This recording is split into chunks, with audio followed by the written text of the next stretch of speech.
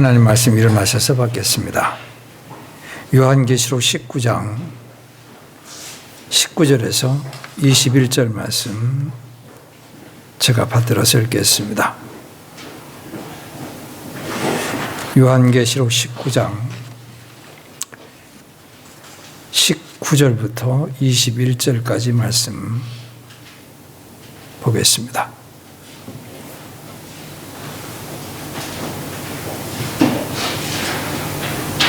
또 내가 보니 그 짐승과 땅의 왕들과 그들의 군대들이 함께 모여 말 타신 분과 그분의 군대를 대적하여 전쟁을 일으키다가 짐승이 잡히고 또 그 앞에서 기적들을 행하던 거짓 대언자도 그와 함께 잡혔는데 그 거짓 대언자는 짐승의 표를 받은 자들과 그 형상에게 경배하던 자들을 그 기적들로 속이던 자더라. 이 둘이 산채로 유황으로 불타는 불호수에 던져지고 그 남은 자들은 말 타신 분의 검, 곧 그분의 입에서 나온 검으로 죽임을 당하니 모든 날짐승들이 그들의 살로 배를 채우더라. 아멘. 저희가 말세와 관련된 예언들을 한동안 다뤘다가 지난 12월 달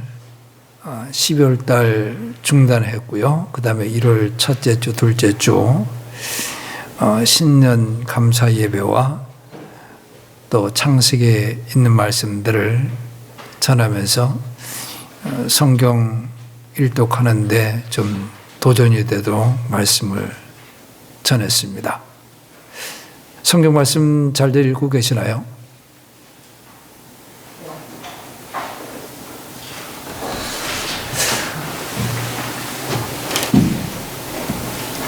이번에 읽으면서 또 하나 확인했어요.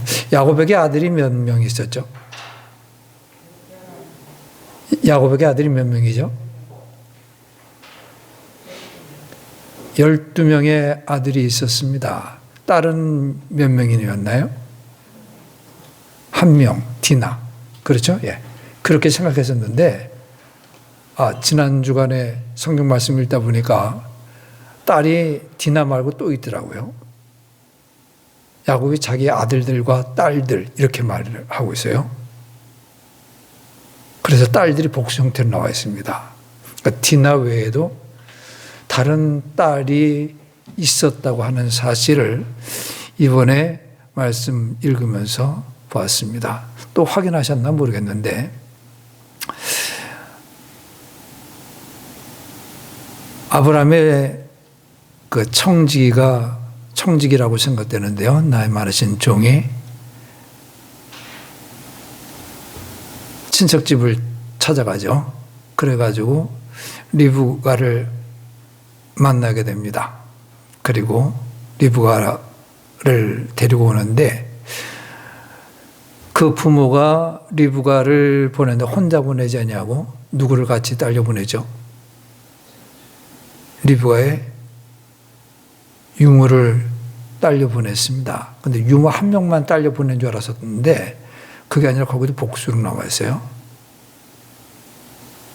그래서 그동안에 미처 읽으면서 별로 주목하지 못하고 지나쳤던 것들인데 군데군데 단어 하나하나들 우리가 생각하면서 하다 보면은 새롭게 좀 눈에 들어오는 것들이 있습니다. 네. 저희가 이제 출애굽기 말씀도 이제 접하게 될 텐데요. 그분 말씀 읽으면서도 좀 전에 주목하지 못했던 부분들 확인하면서 새로운 깨달음들을 얻을 수 있게 되기를 바라겠습니다. 오늘은 아마겟돈 전쟁에 대해서 좀 다루려고 합니다. 오전과 오후에 나눠가지고 두 차례 아마겟돈 전쟁이 무엇인지 다루려고 하는데요. 여기 19장 말씀 본문을 좀 봐주시기 바라겠습니다.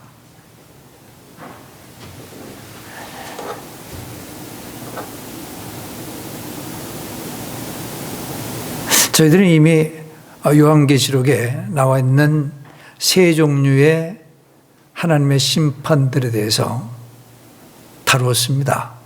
첫 번째 종류가 봉인 심판이요. 7봉인 심판이 있습니다. 두 번째 종류가 7 나팔 심판이 있고요. 세 번째 종류가 7 병 심판입니다. 다시 한번 상기시키기 위해서 말씀드리는데 일곱 봉인 심판의 마지막 7번째 봉인 심판 안에 7 나팔이 다 포함되어 있습니다. 그리고 7 나팔 심판의 마지막 7번째 나팔 심판 안에 7 병 심판이 포함되어 있습니다. 저희가 마지막 부분에 이 바빌론의 멸망과 관련된 말씀들을 다루었고요. 그러면서 7년 환란기에 마지막을 장식하는 사건이 아마겟돈 사건이 되겠습니다. 아마겟돈 사건이요. 그래서 이 부분의 말씀을 저희가 보려고 하는데 여기 보니까 아마겟돈 사건에 대해서 이렇게 표현하고 있습니다. 19절 말씀, 19장 19절이요. 또 내가 보니 그 짐승과 땅의 왕들과 그들의 군대들이 함께 모여 말 타신 분과 그분의 군대를 대적하여 전쟁을 일으킨다 했어요. 여기 보니까 짐승이 여기 등장하는데 이 짐승은 누구를 가리키는 것이냐면은 적 그리스도를 가리킵니다. 20절 말씀 보세요. 짐승이 잡히고 그 앞에서 기적을 행하던 거짓 대언자도 함께 잡혔다고요. 그러니까 여기 짐승은 적 그리스도를 가리키는 말이 되겠습니다. 그래서 적 그리스도가 보십시오. 적 그리스도가 땅의 왕들과 군대들과 함께 모여서 누구를 대적하여 전쟁을 일으킨다고요? 말 타신 분, 그분은 19장 앞부분에 신말 타고서 11절 말씀 보시면요. 그리스도께서 재림하시는 그 모습이 나와 있습니다. 그 말 타신 분이라고 하는 것은 예수 그리스도를 가리키는 재림하시는 예수 그리스도.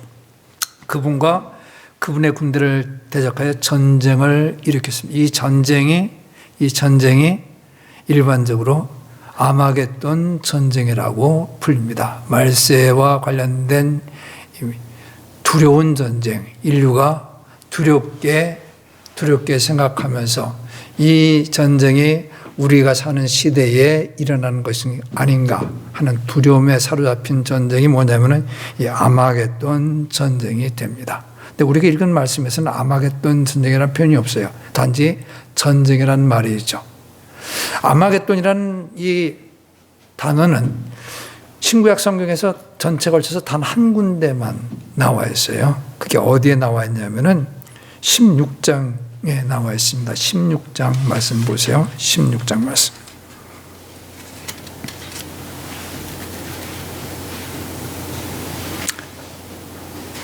참고로 12절부터 그냥 쭉 읽겠습니다. 12절. 우리 다뤘었던 건데.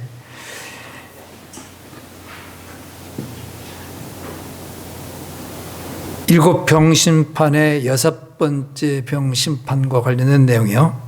12절, 16장 12절. 여섯째 천사가 자기 병을 큰 강 유프라테스에 쏟아부음에 그것의 물이 말랐으니 이것은 동쪽 왕들의 길이 예비되게 하려 함이더라.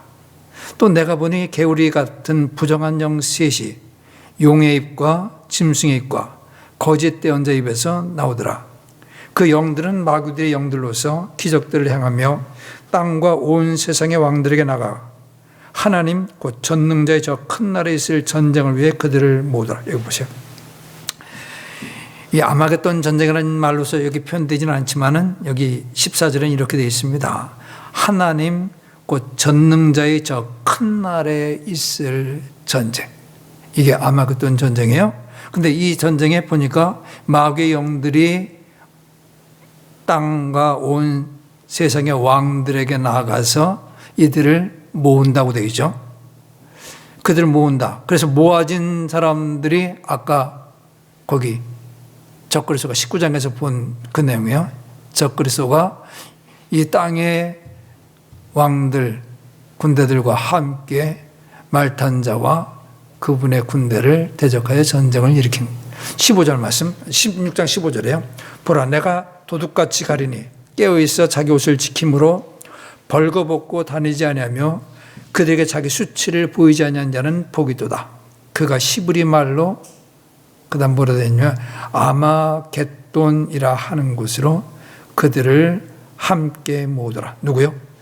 예, 땅의 왕들을 아마겟돈이라고 하는 곳으로 모읍니다. 땅의 왕들과 그들의 군대들을 모은다고 하는 말입니다. 이거 보니까 유프라테스 강에 6번째 천사가 병을 쏟아부었더니만 그 유프라테스 강이 말랐어요. 이건 대하천입니다. 국제적인 대하천이에요. 티그리스와 유프라테스 강, 메소포타미아 문명을 이루게 된 큰 두 강인데 유프라테스 강과 티그리스 강. 그 유프라테스 강이 말라서 동쪽 왕들의 길이 예비되었다 하는 말은 무슨 말이냐면 동쪽의 왕들이 아마겟돈으로 그들의 군대를 이끌고 진격할 수 있는 그러한 좋은 길이 마련되었다고 하는 것을 이야기하고 있습니다. 그런데 이 동쪽의 왕들만 모이는 것이 아니라 동쪽에 있는 왕들은 그쪽에서 군대들 거느려 가지고 유프라테스 강을 건너서 마치 홍해를 그냥 맨 땅을 건너는 것 같이 이스라엘이 건넜잖아요. 말라가지고. 그렇듯이 동쪽에 있는 왕들이 자기들의 군대를 건너리고 이것을 지나쳐가지고 어디로 직결하게 되냐면은 어디로요? 아마겟돈으로 모이게 됩니다. 근데 동쪽에 있는 왕들만 모이는 것이 아니라 14절 말씀 보니까 이 영들이, 새 더러운 영들이, 부정한 영들이 온 세상의 왕들에게 나갔다고 그랬잖아요. 그러니까 동쪽에 있는 왕들만 나가는 것이 아니라, 모이는 것이 아니라 온 세상의 왕들의 군대가 그곳으로 모이게 될 것입니다. 그래서 어디로 모이냐면은 16절 말씀. 히브리 말로 아마겟돈이라 하는 곳으로 그들을 함께 모으더라. 아마겟돈이 어딘가 하는 것이 이제 문제가 되는데, 아마겟돈. 여기 성경에서 아마겟돈이라는 이 지명은 단 한 군데 여기 요한계시록 16장 16절에서만 나옵니다. 히브리어로 아마겟돈이라는 단어는 두 단어가 결합된 거예요. 하르라는 단어가, 그 다음에 무깃도라는 단어가 결합되어 있습니다. 하라는 말은 산이라는 말이고요. 무깃도라고 하는 말이요. 그래서 무깃도 산이라는 말이에요. 무깃도의 산. 무깃도는 이스라엘 북쪽에 있는 도시입니다. 이스라엘 북쪽에 있는 도시예요. 지도를 한번 좀 확인하는 것이 좋겠는데, 저는 여기 큰 글자 성경 가지고 있어가지고 스타디 성경 가지신 분들은 이 지도가 많이 있는데, 큰 글자 성경이나 일반 성경 가진 분들 그냥 보시면은 거기 기본적인 지도 가운데 어떤 지도가 있냐면은 그 이스라엘 12지파 나와 있는 지도가 있어요. 큰 글자 성경 보시는 분들은 뒷부분에 8쪽을 보시면, 지도 8쪽을 보시면 돼요. 다른 스터디 성경 가진 분들은 적당하게 찾아보세요. 앞부분에서부터 이렇게 보시면은 이스라엘 12지파, 그 다음에 분단왕국 이렇게 나오거든요. 확인이 되셨나요? 스터디 성경 몇 쪽에 있나요? 스터디 성경 몇 쪽에 있어요? 스터디 성경 가지신 분? 19쪽에 있다고 합니다. 이스라엘 12지파 보시면은 거기에 오른쪽 부분으로, 왼쪽 부분에는 부분적으로 확대된 것이 있고 오른쪽 부분으로 있는데, 오른쪽에 므낫세 지파, 남쪽에 므낫세 지파 있는 곳을 보시면은 남쪽에 므낫세 지파 영역이요. 거기 북쪽 부분에 뾰족하게 튀어나온 쪽으로 므낫세라고 보셨나요? 이스라엘의 12지파 가운데 므낫세에게 할당된 영역. 므낫세는 요르단강 동쪽에서도 한 부분을 차지했고요. 그 다음에 요르단강 서쪽에서도 그 한 부분을 차지했습니다. 그래서 므낫세 지파는 양쪽 두 군데 걸쳐가지고서 있어요. 근데 여기 요르단강 서쪽 부분에 므낫세 보게 되면은 그 윗부분으로 무깃도라고 나와요. 무깃도. 여기 도시에 있습니다. 이 무깃도 도시는 산 위에 세워졌습니다. 산 위에. 그래서 무깃도가 위치한 산이 무깃도 산이 되는 거죠. 아마겟돈이라는 말이 거기서 나오게 됐습니다. 이곳으로 세상 군대들이 모이게 될 것입니다.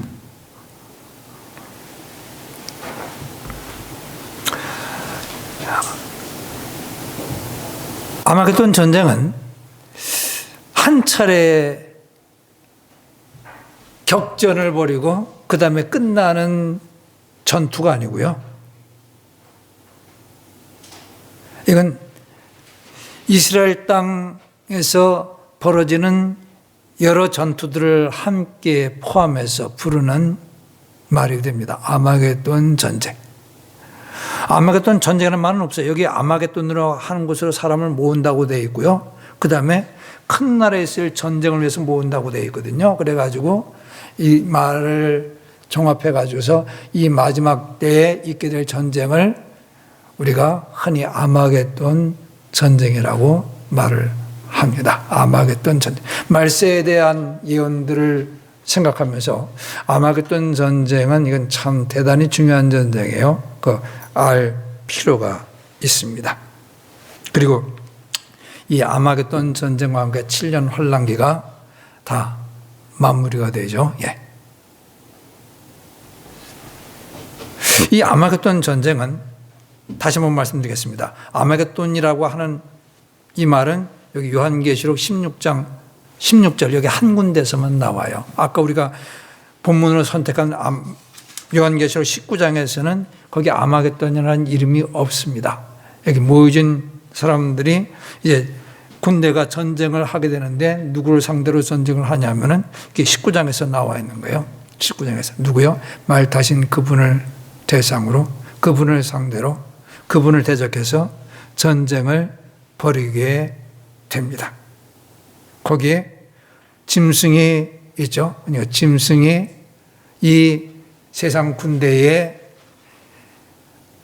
아마 총 지휘관 역할을 하게 될 것이고, 그리고 세상 군대는 적그리스도와 동맹을 맺어가지고 그래서 예수 그리스도를 대적하여서 전쟁을 벌이게 될 것입니다. 자, 성경에서는 이 전쟁을 이모저모로서 묘사하고 있는데 우리가 내용들을 쭉 읽어보게 되면 이 내용은 이게 말세에 있을 전쟁과 관련된 것이구나 하는 것을 우리가 생각하게 됩니다. 몇 군데 찾아보겠습니다. 시편 2편 말씀을 찾습니다. 시편 2편 말씀이요.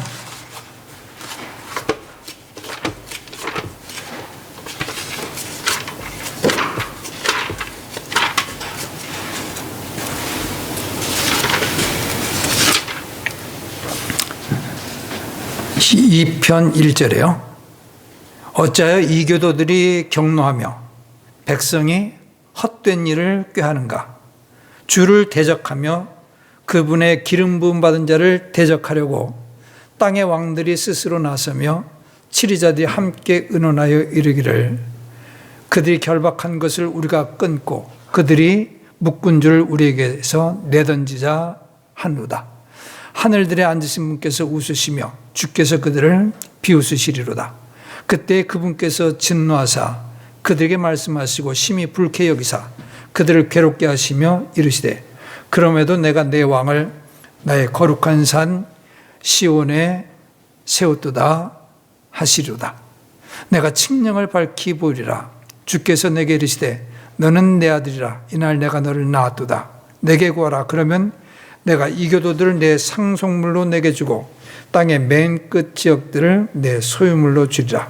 내가 그들을 쇠막대기로 부수며 토기장에 그릇같이 내던져 산산조각내리라 하셨도다. 여기 보세요. 여기 메시아 그리스도께서 쇠막대기로 토기장의 그릇을 부수는 것 같지요. 여기 이 교도들을 산산조각 내게 될 것이라고 말씀했습니다. 10절 그러므로 오 왕들아 이제 너희는 지혜롭게 될지어다. 땅의 재판관들아 너희는 교훈을 받을지어다. 두려움으로 주를 섬기고 떨며 기뻐할지어다. 그 아들에게 입맞추라. 그렇지 않으면 그분께서 분노하사 그분의 진노가 조금이라도 타오를 때에 너희가 길에서 벗어나 망하리로다. 그분을 신뢰하는 자들은 다 복이 있도다. 여기 땅의 왕들이 2절 말씀이요. 주와 기름 부음 받은 자를 대적하려고 함께 모이고 의논하고 그리고 나서는 것에 대해서 하나님께서 진노하시고 그리고 기름 부으신 메시아가 이들을 쇠막대기로 토기장의 그릇을 부수는 것 같이 부수게 될 것이다. 그러니까 왕들이 그것을 알고서 떨며 주를 섬기고 그리고 그 아들에게 입맞추라. 그리스도에게 입맞추라고 하는 말이죠. 그렇지 않으면 진노로 말미암아 망하게 될 것이다. 이 내용의 말씀이 마지막 때에 있을 아마겟돈 전쟁과 관련된 말씀이 되겠습니다. 땅의 왕들이 그리스도를 대적한다. 그 말씀을 보세요. 그 다음 또 찾아보시겠습니다. 이사야서 34장 말씀 보겠습니다. 이사야서 34장 말씀이요. 1절부터 봅니다.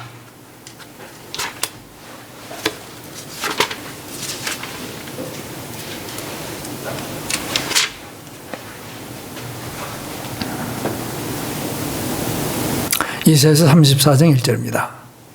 민족들아 너희는 가까이 와서 들으라. 백성들아 너희는 귀를 기울일지어다. 땅과 그 안에 있는 모든 것과 세상과 세상에서 나오는 모든 것은 들을지어다. 주의 경노가 모든 민족들에게 임하고 그분의 분노가 그들의 모든 군대들에게 임하여 그분께서 그들을 진멸하시고 그들을 넘겨주사 살육당하게 하셨으므로 그들의 죽임당한 자들은 또한 내던져지며 그들의 사체들에서는 그들의 악취가 솟아오르고 산들은 그들의 피로 말미암아 녹으리라. 여기 보세요. 주의 진노가 모든 민족들에게 그들의 군대에게 임하게 될 것이다. 이스라엘 과거 역사상 이런 사건이 벌어졌냐면 벌어진 적이 없어요. 모든 민족들, 그들의 모든 군대, 그들을 진멸하고 살육할 것이다. 그래서 그들의 피로 말미암아 산들이 녹게 될 것입니다. 5절 말씀 보시면은 내 칼이 하늘에서 흠뻑 적셔지리니 보라 그것이 이두메에서 내려오고 나의 저주를 받은 백성에서 내려와 심판하랴. 이런 말씀. 좀 더 나중에 이 부분의 말씀 좀 더 설명이 필요한데 이 부분의 내용들이 지금 뭐냐면은 민족들, 세상 민족들과 군대들에 대한 심판을 이야기하고 있음을 보게 됩니다.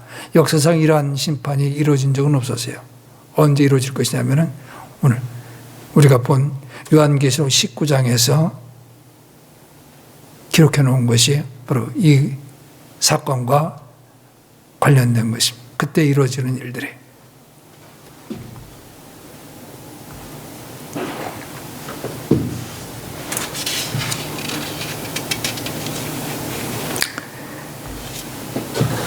그 다음 요엘서 3장 말씀 보겠습니다. 요엘서 3장 1절입니다.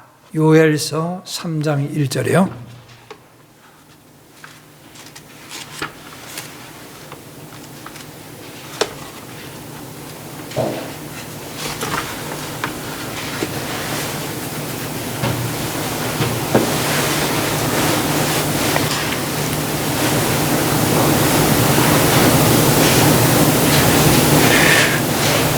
교회에서 3장 1절 보라 그날들에 곧 내가 유다와 예루살렘에 포로된 자들을 다시 데려올 그때에 내가 또한 모든 민족들을 모은 뒤 여호사밧 골짜기로 그들을 데리고 내려가 내 백성 곧 내 백성 내 상속 백성 이스라엘을 위해 거기서 그들과 변론하리라. 그들이 이스라엘을 민족들 가운데 흩어버리고 내 땅을 나누었으며 또 내 백성을 놓고 제비를 뽑으며 창녀를 얻기 위해 남자아이를 내주고 마시기 위해 포도주를 구하려고 여자아이를 팔았도다. 민족들을 여호사밧 골짜기로 데리고 가서 그들과 변론할 것이라고서 말씀을 하고 있습니다.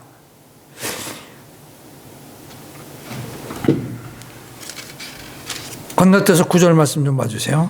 9절 말씀 보시면은 너희는 이방인들 가운데서 이것을 선포할지어다. 전쟁을 예비하고 용사들을 깨우며 모든 전사들이 가까이 와서 올라오게 할지어다. 너희의 쟁기날을 쳐서 칼을 만들지어다. 너희의 가지치는 낫을 쳐서 창을 만들지어다. 약한 자는 말하기를 나는 강하다 할지어다. 모든 이교도들아 너희는 집결할지어다. 올지어다. 사방에서 함께 모일지어다. 오 주여 주의 강력한 자들이 거기로 내려오게 하옵소서. 이교도들은 깨어서 그 다음 뭐라 했냐면 여호사밧 골짜기로 올라올지어다. 내가 거기서 앉아서 사방의 모든 이교도들 심판하리라. 너희는 낫을 대라. 수확할 것이 이것도다. 너희는 와서 밟으라. 포도즙 틀이 가득 차고 포도즙 독들이 흘러넘치라니 이는 그들의 사악함이 크기 때문이라. 많은 무리가 판결 골짜기 안에 있으니 이는 주의 날이 판결 골짜기 안에서 가까이 있기 때문이라. 여기 여호사밧 골짜기로 이교들 사방의 모든 이교도들을 모이게 하고 그리고 거기서 심판하고 낫을 대고 수확하고 포도즙들을 밟게 될 것이다 하는 이 부분의 말씀들이 바로 이 아마겟돈 전쟁을 가리키는 내용이 되겠습니다. 계속해서 제가 설명을 드릴게요.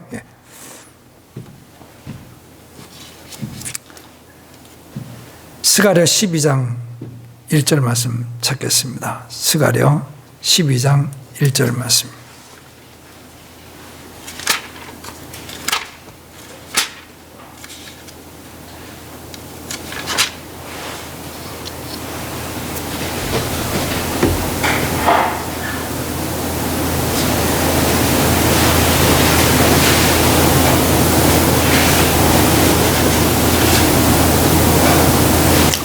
이스라엘을 위한 주의 말씀의 엄중함 12장 1절이요.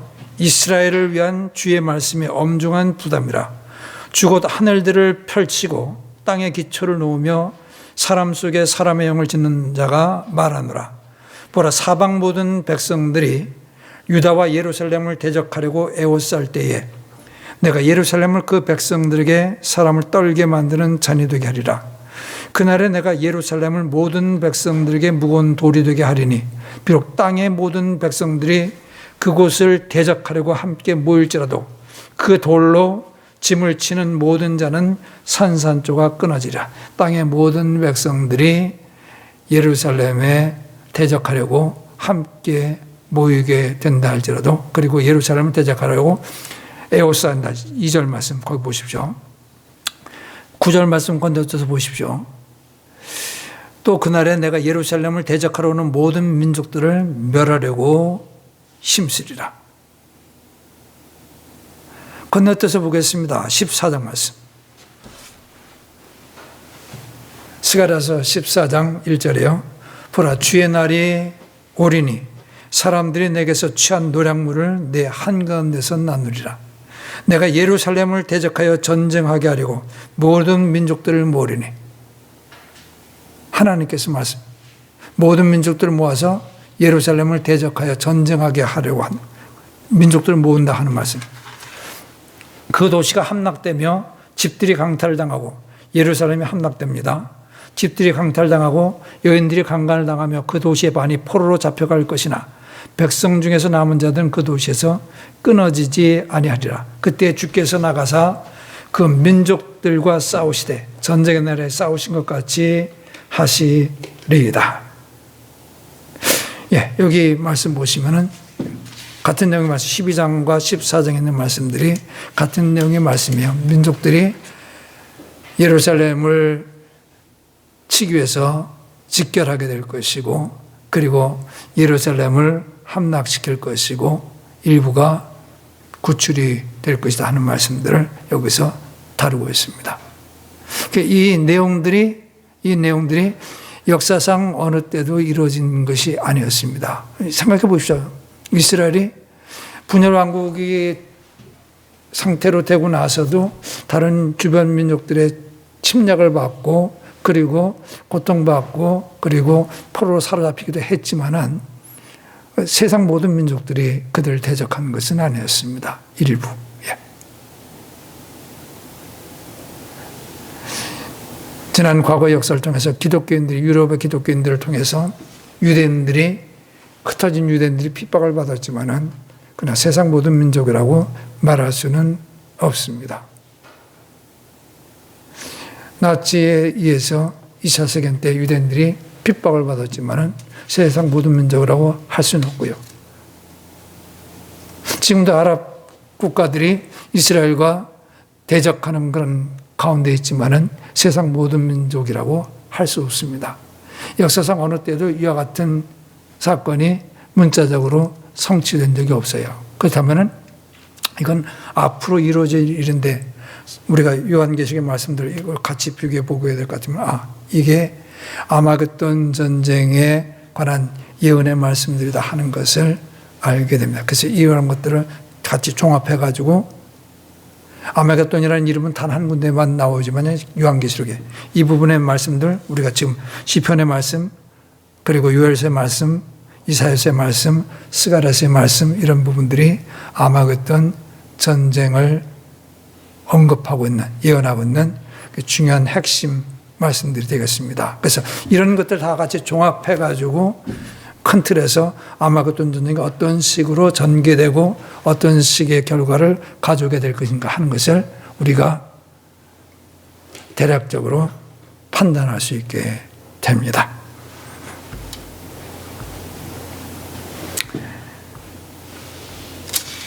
자, 우리가 몇 군데 읽은 데서도 언급되어 있습니다. 찾지는 않겠습니다. 우리는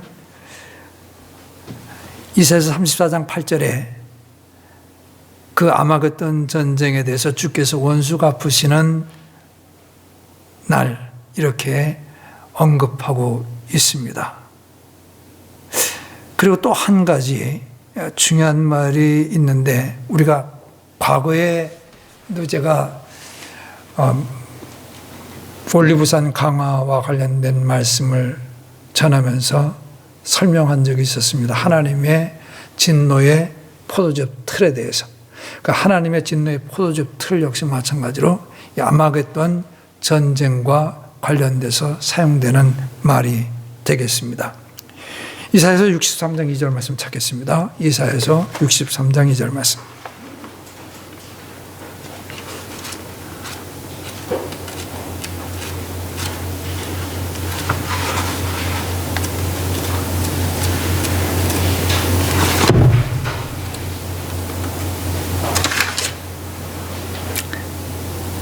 에돔에서 나오며 물들인 옷을 입고 보스라에서 나오는 이자가 누구냐? 의복이 영화롭고 자신의 큰 능력으로 다니는 이자가 누구냐?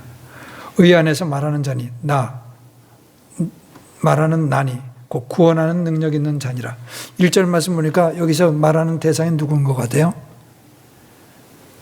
에돔에서 나오며 물든 옷을 입고 보스로 나오는 이자가 누구냐? 의복이 영화롭고 자신의 큰 능력으로 다니는 이자가 누구냐? 이분이 그리스도이십니다. 예, 그리스도예요. 이따가 오후 시간에 좀 자세히 설명하겠습니다. 어째 주의 의복이 붉으며 주의 옷이 포도주 틈을 밟는 자와 같으니까. 포도주 틀을 밟는다고 했죠. 3절 백성들 중에서 나와 함께한 자가 아무도 없이 내가 홀로 포도즙 틀을 밟고 친히 경노하여 그들을 짓밟으리니 그들의 피가 내 옷에 튀어 내가 내 의복을 다 더럽히리라. 원수 갚는 날이 내 마음속에 있고 내게 구속할 자들의 해가 왔으나 내가 보니 도와주는 자가 없었고 또 떠받쳐주는 자가 없으므로 내가 이상히 여겼노라. 그러므로 내 팔이 내게 구원을 가져왔고 내 경로가 나를 떠받쳤느니라. 내가 친히 분노하여 백성들을 밟고 내가 친히 경노하여 그들을 취하게 하며 그들의 기력을 땅으로 끌어내리리라.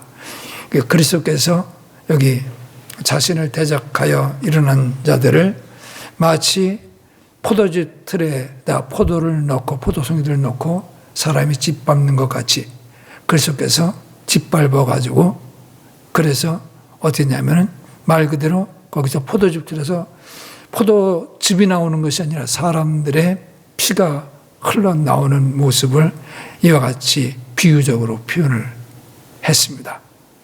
그래서 하나님의 포도즙 틀이라는 포도즙 틀을 받는 것, 이게 아마겟돈 전쟁과 관련해서 사용됐습니다. 찾지 마십시오. 요엘서 2장 31절 말씀에 보면은 크고 두려운 날 이렇게 표현하고 있는데 크고 두려운 날, 크고 두려운 주의 날, 이게 아마겟돈 전쟁과 직접적으로 관련 있는 말씀이 되겠습니다. 그 다음에 수확하는 때가 이제 언급되고 수확한다. 낮으로 수확한다. 포도송이들을 익은 곡식을 낮으로 수확한다. 이런 말들이 사용됩니다. 요엘서 3장 13절 말씀 다시 한번 보시죠. 요엘서 3장 13절 말씀. 요엘서 3장 13절입니다.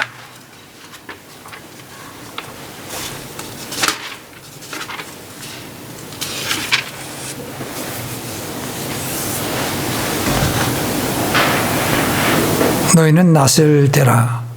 수확할 것이 이것도다. 너희는 와서 밟으라. 포도즙 틀이 가득 차고 포도즙 독질이 흘러넘치나니 이는 그들의 사악함이 크기 때문이라. 여기 수확할 것이 이것다. 낫으로 수확하는 것. 예. 그리고 수확하고 난 다음에 포도즙 틀에다가 밟는 것. 이렇게 같이 물려져 있습니다. 그 다음에 안 찾겠습니다. 시간 관계상. 말라기서 4장 1절 말씀 찾으시면은 화덕같이 불태우는 날. 그 화덕이라는 말을 개혁성에서는 용광로로서 번역해요. 용광로 같이 그 안에다가 불태우는 날이다. 이렇게 표현을 해놨어요.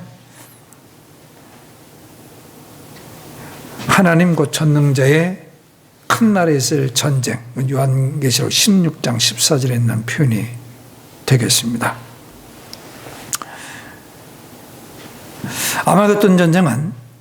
아마겟돈 전쟁은 북쪽에 아까 지도에서 살펴봤죠. 다시금 저기 지도 보시겠습니다. 12지파 그 지도 봐주세요. 무기또 나오는 지도.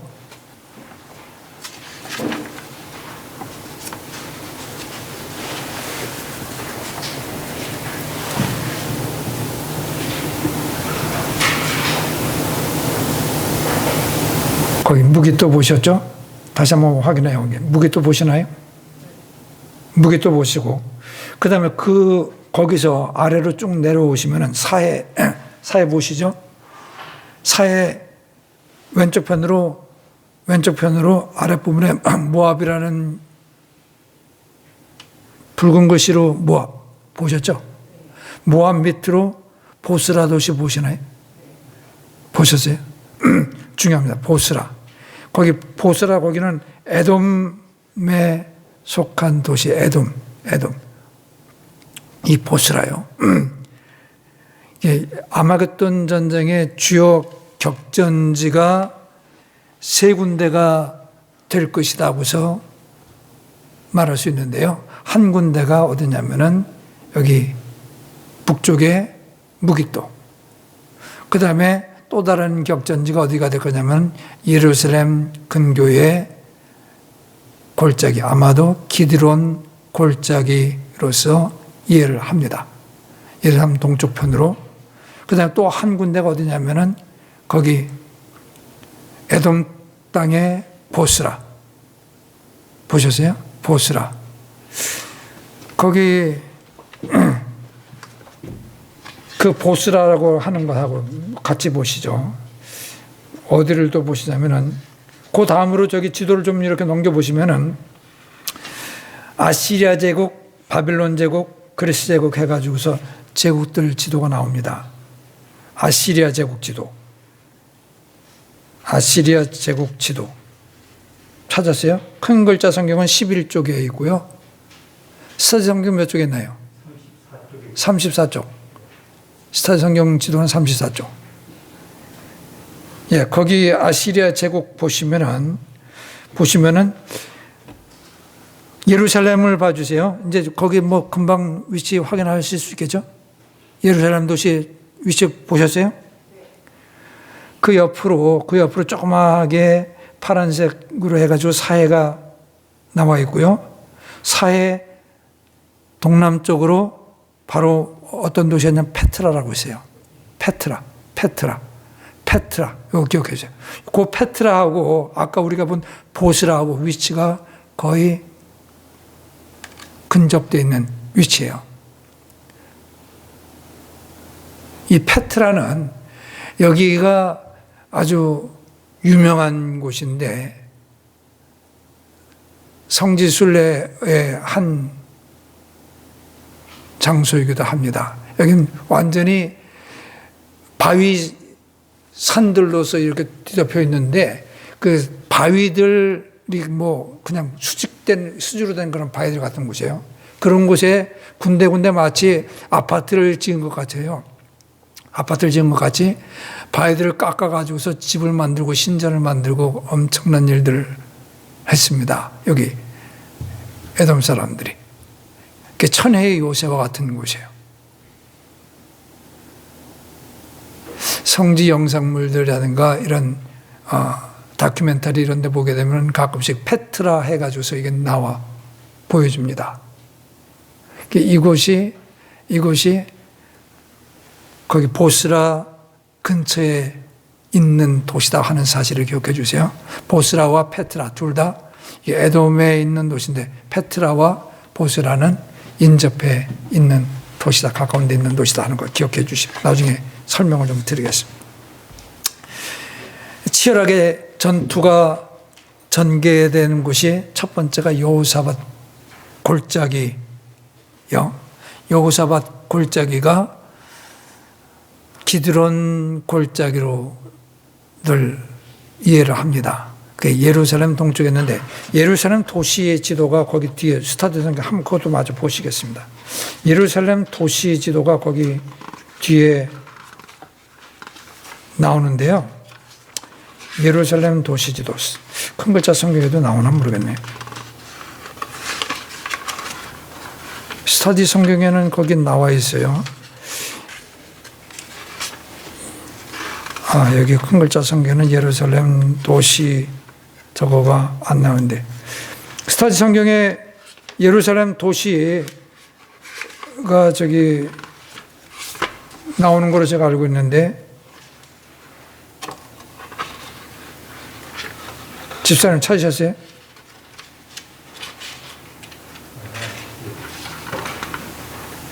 거기 보면 신놈의 골짜기 뭐 이런 식으로 해가지고 거기 나와 있는 도시 저기 지도가 있어요.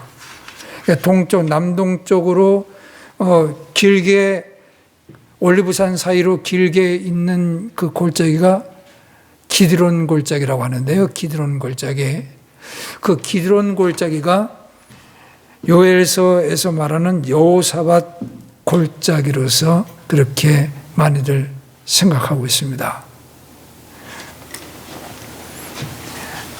여호사밧 골짜기로 민족들을 이교도들을 모으라 하는 그 말씀들 아까 우리 읽어봤잖아요. 그러니까 거기 여호사밧 골짜기 그곳이 이제 14장 말씀 보시면은 예루살렘 근교에서 이 언급이 되고 있는데 전쟁이 치러질 것을 언급하고 있는데 그래서 그곳이 중요한 격전지 가운데 하나가 될 것이라고 보고요. 그 다음에 또 하나가 이제 무깃도 그 주변에요. 아까 말씀드렸지만은 무깃도가 산 위에 세워졌고요.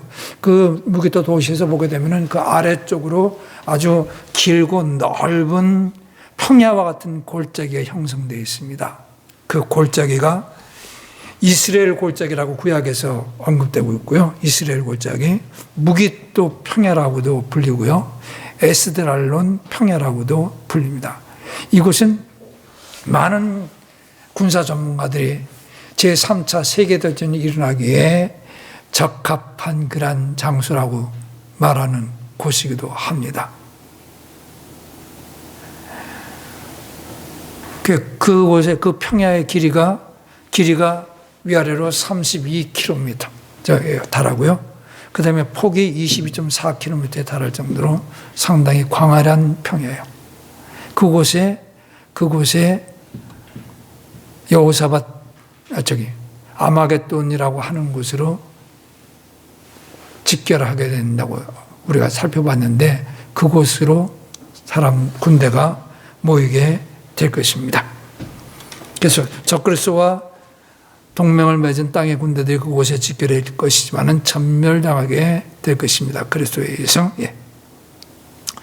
그 다음에 또 하나가 어디냐면은 아까 지도상에서 봤죠. 보스라요. 보스라.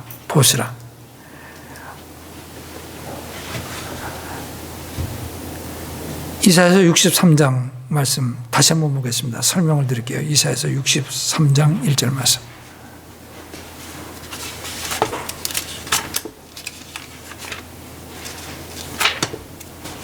이사야서 63장 1절입니다.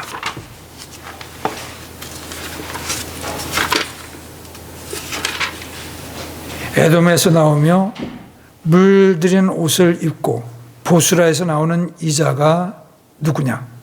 여기 에돔이 언급되어 있고요. 보스라가 언급되어 있어요. 에돔에서 나오고 보스라에서 나오는 이자. 누구라고요? 예수 그리스도입니다. 이분의 입고 있는 옷이 왜 붉으냐? 왜 포도주를 밟는 사람의 옷과 같으냐? 하면은 3절 말씀에 그리스도께서 홀로 포도주를 밟았기 때문에 그래서 그곳에 많은 사람들을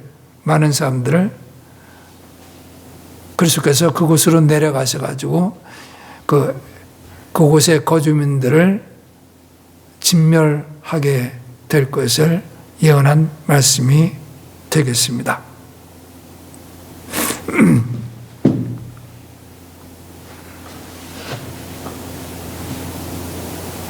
그 정도 하시죠. 그 정도 하시고요.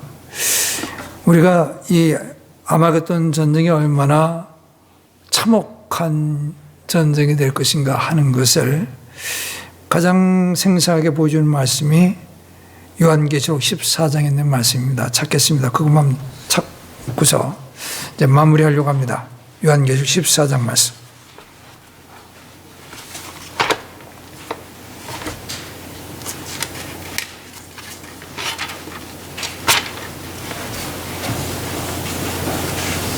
(14장 14절부터) 보겠습니다. 요한계시록 14장 14절 말씀. 또 내가 보니 보라 흰 구름이 있고 그 구름 위에 사람의 아들 같은 분께서 앉으셨는데 그분의 머리 위에는 금왕관이 있고 그분의 손에는 예리한 낫이 있더라. 또 다른 천사가 성전으로부터 나와 구름 위에 앉으신 분께 큰 음성으로 외치되 주의 낫을 휘둘러 수확하소서. 땅에 수확물이 익어 주께서 수확하실 때가 왔나이다 하니 구름 위에 앉으신 분께서 자기 낫을 땅 위에 휘두르사 땅을 수확하시니라. 또 다른 천사가 하늘에 있는 성전에서 나오는데 그에게도 예리한 낫이 있더라. 또 불을 다스릴 권능을 가진 다른 천사가 제단으로부터 나와 예리한 낫을 가진 자에게 큰 외침으로 외치르되 너희 예리한 낫을 휘둘러 땅의 포도나무의 송이들을 모으라. 땅의 포도들이 충분히 익었느니라 하더라. 그 천사가 자기 낫을 땅에 휘둘러 땅에 그 포도나무를 모아다가 하나님의 진노의 큰 포도즙 틀 속에 던지니 도시 밖에서 그 포도즙 틀이 밟혔고 포도즙 틀에서 피가 나와 말 굴레까지 닿았으며 1600 스타디온이나 퍼졌더라. 도시 밖에서 그 포도즙 틀이 밟혔다 하는 말이죠. 그래서 거기서 피가 나와서 말 굴레까지 닿았다. 누가 이 포도즙 틀을 밟는 것이냐면 비유적인 표현이에요. 누가 이 포도즙 틀을 밟는 것이냐면 예수 그리스도께서 밟으시는 것이고요. 포도즙 틀에서 흘러나오는 것은 문자 그대로 포도즙이 아니라 사람들의 피요. 짓밟혀서 그리스도에 의해서 짓밟혀서 죽게 되고 피 흘려서 죽게 되는 사람들의 피요. 그 피의 양이 얼마나 엄청난 것이냐면은 피가 말 굴레까지 닿았다. 다시 말하면 거기서 포도즙틀을 밟았는데 거기 막 엄청난 양의 포도송이들을 집어넣고 그래서 밟게 되면은 거기서 꽤 많은 양의 포도즙들이 나오게 될 거 아니에요. 그것에 빗댄 거예요. 사람들을 이곳에 넣고서 그 속에 밟아가지고 그들의 피가 흐르는데 그 피의 강이 어떠냐면은 깊이가 말 굴레까지. 말 굴레요. 약 1m 2cm 정도. 그리고 그 길이가 얼마까지 미치냐면은 1600 스타디온. 1600 스타디온 하게 되면은 약 300km 길이나 됩니다. 뭐, 그게 흐름에 따라 가지고 아래쪽에서는 더 깊이가 낮아지게 되는 것이 정상이겠지만은 어쨌든 간에 이와 같이 피의 양이 엄청나게 될 것이다. 이분의 말씀은 이 양을 이야기하는데 이게 과장적인 표현으로서 이렇게 표현했을 수도 있고요. 비유적인 표현으로서 보는 사람들이 있습니다. 또는 진짜 문자적으로 이렇게 될 수도 있다고 하는 것이죠. 굳이 말 굴레까지 하고 특정했어요. 말 굴레까지. 그리고 길이까지 특정했거든요. 그렇다 하면은 왜 하필이면 1600 스타디온이냐? 1000 스타디온도 아니고 100 스타디온도 아니고 200 스타디온도 아니고 왜 하필이면 말 굴레의 높이까지냐? 무릎 높이까지로 이야기하지 않고 근데 여기 특정하겠다고 하는 말은 문자적으로서 우리가 받아들여야 할 이유가 되지 않을까 싶습니다. 기억해 주십시오. 여기 이 포도즙 틀은 아마겟돈 전쟁에서 죽게 되는 사람들이 흘리는 피의 양이 그렇게 되게 될 것입니다. 거기서. 근데 그들만이 아니라 우리는 이곳이 어떻게 되냐면은 여기 아마겟돈 전쟁을 해서 죽게 되는 사람들은 거기 참전한 군인들만이잖아요. 믿지 않는 세상, 아직 살아있는 세상 사람들이 있습니다. 그들은 어떻게 되는 것이냐? 그들 역시 마찬가지로 그리스도께서 재림하시면서 심판하시는데 우리가 앞서 이제 올리브 강화에 대해서 설명하면서 제가 설명을 드렸는데